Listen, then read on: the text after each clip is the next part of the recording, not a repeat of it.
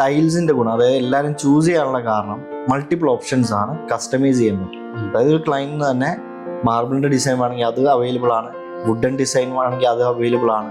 ഇനി വേണ്ട നമ്മുടെ തന്നെ പ്രിന്റ് നമുക്ക് കസ്റ്റമൈസ് ചെയ്ത് പ്രിന്റ് ചെയ്യാൻ പറ്റുന്ന ഒരു ഫോർമാറ്റിലും ടൈൽ അവൈലബിൾ ആണ്. അതുകൊണ്ടാണ് ടൈൽ ഇത്ര കൂടുതൽ സ്പ്രെഡ് ആയേക്കുന്നത്. അതായത് മാർക്കറ്റിൽ അത് എത്ര വേണമെങ്കിൽ എന്ത് ഫിനിഷിൽ വേണമെങ്കിലും കസ്റ്റമൈസ് ചെയ്യാൻ പറ്റും.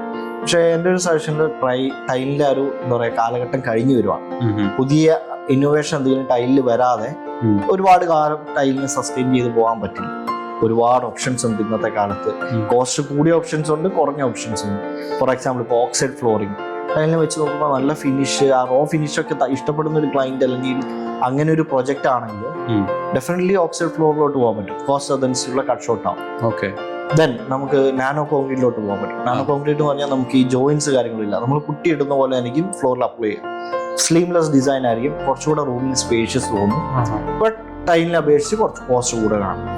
മാർബിൾ ഗ്രാനൈറ്റ് യൂസ് ചെയ്യുന്നവരുണ്ട്, ബട്ട് കുറെ കാലമായിട്ട് അത് നിന്നു. അതായത് അത്തരത്തിലുള്ളൊരു പർട്ടിക്കുലർ ഒരു മേഷൻ അല്ലെങ്കിൽ അത്തരത്തിലുള്ളൊരു ഡിസൈൻസിലാണ് പൊതുവെ മാർബിൾ ഇപ്പൊ ചൂസ് ചെയ്യാം.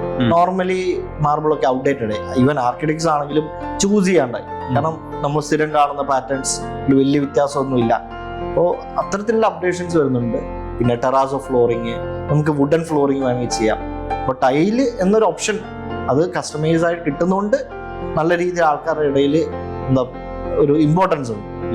ബാക്കി കുറേ ഓപ്ഷൻസ് ഉണ്ട്, കോസ്റ്റ് കൂടിയതും കോസ്റ്റ് കുറഞ്ഞതും എല്ലാം. അപ്പോൾ അത്തരത്തിൽ എന്താണോ ഡിസൈനിന് പറ്റുന്നത് അതനുസരിച്ച് ചെയ്യാൻ പറ്റും.